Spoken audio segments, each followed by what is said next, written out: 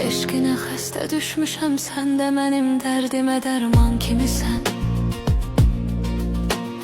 Ruhum sənsiz üşüyür, damarlarımda dolanan qan kimisən. Mən səni sevməyimi günah eyləmədim, həyatımda səhv elədim.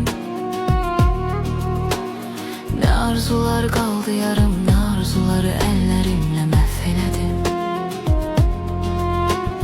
Yadındadırmı sən idin tək nəfəs almağıma səbəbkar ürəyim.